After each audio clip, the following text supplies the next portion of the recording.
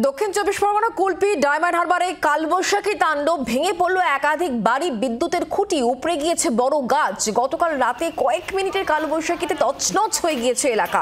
ক্ষয়ক্ষতি হয়েছে সাধারণ মানুষের, বেশ কয়েকটি বাড়ির চালও উড়ে গিয়েছে। হঠাৎ ঝড়টা এসে এটা সব ক্ষয়ক্ষতি বিরাট করেছে। ঘরের চাল ফাল অনেক কষ্ট কাজটি করে সব করেছিলাম। এমএলএ সাহেব কাছে যেতে স্যার বললো যে পার্টি অফিসে যেতে স্যার বললো যে তিরপল আছে, ততক্ষণ তিরপল নিয়ে মাথাটা দিয়ে দেন, যাক বাচ্চা কাচ্চা নিয়ে থাকতে হবে। 3 কামরা ঘর বাড়িতে একদম ভেঙে গিয়েছে, আর বাচ্চাকে নিয়ে থাকতে পারি না, অন্য বাড়িতে থেকেছি, 1 হাঁটু করে জল বেঁধে গিয়েছে। পোস্টার ভেঙে পড়ে আছে এবং অপরজনা বাড়ির উপরে পড়ে আছে, বাচ্চা কাচ্চা ক্ষয়ক্ষতি হয়নি। রমজান মাস, গরম প্রচণ্ড পড়েছে, প্রায় 18 ঘন্টা হয়ে গেছে, ইলেকট্রিকের কোনো লোকই আসছে না। আমরা আবেদন করব ইলেকট্রিক দপ্তরে আপনারা দ্রুত এটা সারানোর ব্যবস্থা করতে।